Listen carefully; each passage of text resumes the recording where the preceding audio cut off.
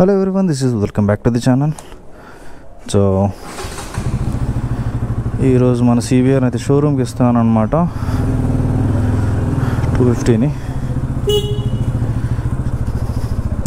ఎందుకంటే అది battery charge అవ్వట్లేదు. సో బ్యాటరీ ప్రాబ్లం ఏమైనా బ్యాటరీ వేపిస్తాకి వెళ్తే బ్యాటరీ అయితే పాత ఓనర్ అయితే 2023లో వేయించారు. 7th month 8th month exact 1 year అవుతుంది. సో నేను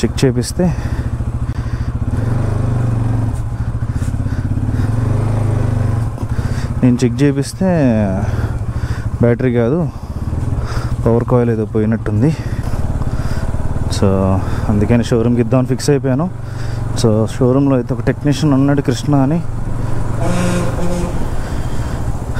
సో ఇప్పుడు CBRs అన్ని బిగ్ వింగ్లో ఇస్తున్నారంట. బిగ్ వింగ్ అనే దాంట్లో, మామూలు హోండా కాదు. సో ఇచ్చేద్దాం, మహా అయితే ఒక 1000-2000 ఎక్కువ అవుతుంది. సర్వీస్ చార్జెస్ అన్నీ కలిపి, ట్యాక్సెస్ అన్నీ కలిపి. దానికోసం బయట ఇచ్చి ఒక్క స్పేర్ దొరకట్లేదు. ఇది బయట హెడ్ఏక్ అయిపోయింది. ఇంతే హెడేక్ అంటే కామన్, నాకు తెలుసు. ఆల్రెడీ CBR నేను అనిపించున్నాను కదా, తప్పదు. ఇంకా మన ఆంధ్రాకి ఎట్లా ఉంది, హైదరాబాద్ మంచి దొరుకుతున్నాయి. బట్ నాకైతే బయట గ్యారేజెస్లో ఓపెన్ చేసి బండి ఆ పార్ట్ వచ్చేలా ఒక 3-4 days వెయిట్ చేయడం నాకైతే ఇష్టం లేదు. మా ఫ్రెండ్స్ ఉన్నారు కానీ హైదరాబాద్లో పంపిస్తారు కావాలంటే. నేను లాస్ట్ టైం కూడా అట్లనే తెప్పించుకునేవాడిని మన CBRకి.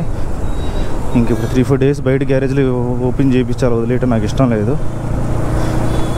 అందుకనే లెగ్ వేస్తున్నాను అనమాట. లెగ్ కొన్ని పార్ట్స్ కూడా ఉన్నాయి, మార్పిచ్చేస్తాను. అయిపోతే అయింది. నేను కూడా ఎండల్లో ఉన్న అమ్మా లెఫ్ట్కి వచ్చేస్తున్నాడు వీడు.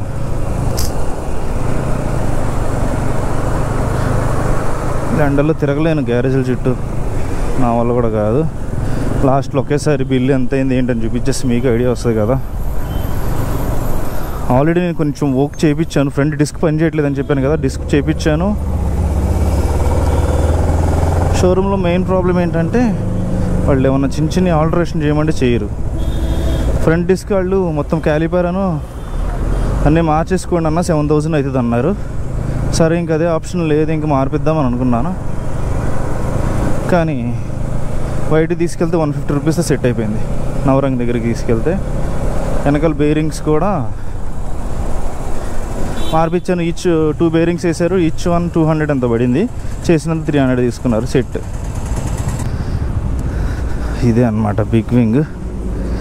ఇప్పుడు వీళ్ళు ఎంత వేస్తారో, మినిమం 5-6 వేలు వేస్తారు నాకు తెలిసి. లోపలికి వెళ్తే తప్పదు, ఇంకా నచ్చి కొనుక్కున్నాం కదా, ఇంకా తప్పదు. సో మన CBR అయితే ఓపెన్ చేస్తున్నారని కాల్ వచ్చింది బిగ్ వింగ్ నుంచి. సో నాకు జస్ట్ ఒక 1 kilometer కాబట్టి నేను వెళ్తున్నాను. ఫోన్ చేయమన్నాను నేనే, చూద్దాం అసలు ఏంటా అని. సో అక్కడికి వెళ్ళిన తర్వాత చూడాలి మరి ఏమవుతుందో ఏంటో తెలియదు. తక్కువలో వేయాలని చూస్తున్నాను. RR యూనిట్ పోయిందో లేదంటే కాయిల్ ప్లేట్ పోయిందో కూడా తెలియదు నాకు. వాళ్ళు RR యూనిట్ టెక్నీషియన్ అయితే RR యూనిట్ పోదన్నా అంత ఈజీగా కాయిల్ ప్లేట్లే పోతాయి అని అన్నారు. చూడాలి, హోప్ ఫర్ ద బెస్ట్. ఇంకేమైనా పార్ట్స్ ఉన్నా కానీ ఇప్పించేస్తాను. బయట తిరిగి చేపించే అంత ఓపిక నాకు లేదు. ఇంకా పార్ట్స్ దొరకట్లేదు. ముందు టెక్నీషియన్స్ ఉన్నారు కానీ మనకి చేసేవాళ్ళు మంచిగా, నాకైతే పార్ట్స్ దొరకట్లేదు. సరే మహా అయితే ఒక లేబర్ ఛార్జ్లో, ఒక సర్వీస్ ఛార్జెస్లో 1000 ఎక్కువ వస్తుందేమో మేబీ, నాకు తెలిసి 1500 ఎక్కువ తీసుకుంటారు వీళ్ళు బయట వాళ్ళకన్నా. సో పోతే పోయింది, నాకు షోరూంలో అయితే కొంచెం మంచిగా ఉంటుంది కదా అని చేపిస్తున్నాను అనమాట. మన పుంటో అయితే తీసుకుని వెళ్తున్నా నేను. పుంటో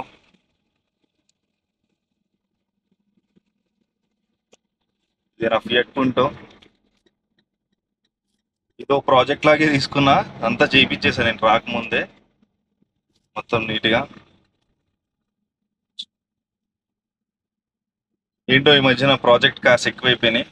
ఇంకో కార్ కూడా కొన్నాను ప్రాజెక్ట్ లాగా. అంటే నాకు ఇవన్నీ ఈ కార్స్ అన్నీ ఏంటంటే నాకు ఒకప్పుడు చాలా ఇష్టమైన కార్స్ ఇవి. సో అందుకని తీసుకున్నాను అనమాట. తిరిగాను, ఒక 6000 kilometers తిరిగినట్టున్నా ఈ 2 monthsలో. నేను బైక్ నేను ఎక్కువ యూజ్ చేయట్లేదు కదా, ఎండ్ కదా, ప్రతి దానికి కార్ అది ఇవ్వాల్సి వస్తుంది. అందుకని కిలోమీటర్స్ ఎక్కువ అయిపోయింది. సో వెళ్ళిన తర్వాత మీకు ఒకసారి చూపిస్తాను ఏం సిచ్యువేషన్, అక్కడ ఏం నడుస్తుందా ఏంటా అని. Hope for the best. ఈరోజు అయిపోతే బాగుండు, CBR బాగుంటుంది. ట్రాఫిక్ మామూలుగా లేదు. సో సో మన సిబిఆర్కి అయితే వోల్టేజ్ ఎక్కువ వస్తుందంట, యాక్చువల్లీ తక్కువ రావాలి. వోల్టేజ్ అయితే ఎక్కువ వస్తుంది. ఆర్ఆర్ యూనిట్ కాయిల్ రెండు చెక్ చేసుకోవాలన్నా అసలు ఏమైందో తెలియట్లేదు బండి అని అంటున్నాడు మనవాడైతే టెక్నీషియన్. ఆర్ఆర్ యూనిట్ అయితే లేదు ఇక్కడ, కాయిల్ అయితే ఉందంట, కాయిల్ ప్లేట్స్ అయితే ఉన్నాయి, స్టాక్ ఉన్నాయి, ఆర్ఆర్ యూనిట్ అయితే లేదు అని అంటున్నాడు. Hope for the best. ఇంకేమైతే తెలీదు. 5,000 అనుకున్నా ఇంకెక్కువ అయ్యేటట్టుంది. కేబుల్స్ కూడా అన్ని చేంజ్ చేసేసేయమని చెప్పాను, కొన్ని ఫైబర్ పార్ట్స్ కూడా చేంజ్ చేయమని చెప్పాను. సో ఇంజిన్ ఆయిల్ అయితే నేను జనరల్ సర్వీస్ కూడా చేయించేస్తున్నా. ఇంజిన్ ఆయిల్ అయితే 1,000 వద్దు అని చెప్పాను, మొత్తం తెచ్చుకుంటా అని చెప్పాను. సో దానికి కూడా యాక్సెప్ట్ చేశారు. కూలెంట్ చేంజింగ్ అన్ని అయిపోతే దేవుడి దేవల్ల తెలియకుండా చాలా ఉన్నాయి బండి కంప్లైంట్స్. మరి ఏమైతే ఏంటో తెలియదు, చూద్దాం. అంత మంచిగా అన్ని కొంచెం 10 రోజుల లోపు అన్ని బండి రెడీ అయితే బాగుంటారని నా ఉద్దేశం. ఎందుకంటే 5,000 వేస్తే బండి వర్త్ కన్నా, అంటే బండి వాల్యూ కన్నా ఎక్కువ ఖర్చు పెట్టినట్టు అవుతుంది. సో నేను ఒకవేళ తీసేయాలన్నా కానీ నాకు చాలా లాస్ వచ్చే ఛాన్సెస్ అయితే ఎక్కువ ఉన్నాయి ఇప్పటికే. నేనైతే ఇది లైఫ్ లాంగ్ ఉంచుకొని బండి జస్ట్ ఊరికి కొద్ది రోజుల వరకు తిరుగుతాను, తర్వాత నెక్స్ట్ బైక్ ఏదైనా చూద్దామని ఆలోచిస్తున్నాను. సో మన దానికైతే సివియర్కి ఆయిల్ ప్లేట్ పోయిందంట,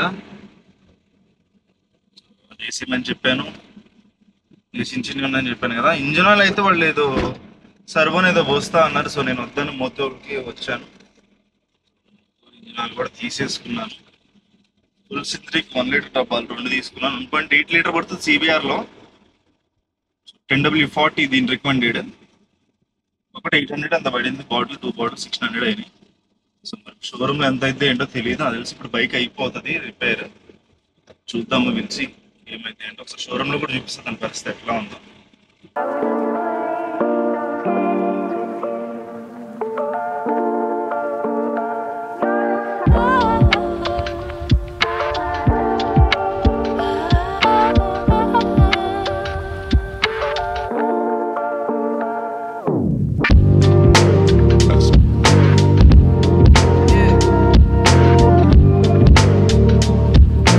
సో మన సిబిఆర్ అయితే బయటకు వచ్చేసింది అనమాట. మొత్తం కావాల్సినవి చేపించేసేసాను ఆల్మోస్ట్ అన్ని.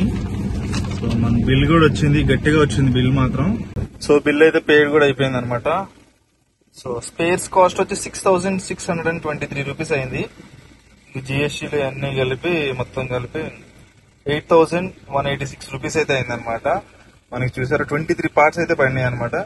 దాంట్లో మెయిన్లీ కాయిల్ ఒకటి, మిగతా ఇంకా acceleration cables, handle bar rubbers ఉంటాయి కదా, బ్రేక్ లివర్స్ అవన్నీ చేంజ్ చేశాను. అన్ని స్క్రాచెస్ కొంచెం బెండ్ అయి ఉన్నాయని నీట్ గా అయిపోయింది బండి అయితే. సో ఇంకా రిస్టోరేషన్ అయితే అవ్వలేదు, ఇంకా జస్ట్ బండి అయితే స్టార్ట్ చేసి మనం మొత్తం చేయట్లేదు. నేను అనుకున్న బడ్జెట్ కానీ 10-15,000 ఎక్కువ అయ్యేటట్టుంది. చూద్దాము. నేను ఒక 60,000 లో మొత్తం బండి రెడీ అవుతాను అనుకున్నాను, బట్ అయ్యేదట్లేదు, ఇంకా ఎక్కువ అయ్యేటట్టుంది. సో బండి కూడా మా తమ్ముడు వేసుకెళ్తున్నాడు. సో బండి అంతా రెడీ అయిపోయింది అనమాట, అంతా సెట్. ఇటువంటి మధ్యాహ్నం నుంచి తిరుగుతానున్నాను. సో వీళ్ళైతే ఇంజిన్ ఆయిల్ వేరేది మారుస్తా అన్నారు, సర్వోన్ ఏదో యూజ్ చేస్తున్నారు. సో నేను వద్దు, నాకు మూతలే కావాలండి. నేను మూతలు తెచ్చుకొని అన్ని చేపించాను. దానికి మూతలు యాడేజ్ అవ్వలేదు కాబట్టి ఈ రోజు ఆల్మోస్ట్ 10,000 అయితే బిల్ అయింది ఈ రోజు షోరూమ్ లో, ఇంజిన్ ఆయిల్తో కలిపి. బయట ఇంజిన్ ఆయిల్ కొనుక్కున్నాను కదా, అదనమాట.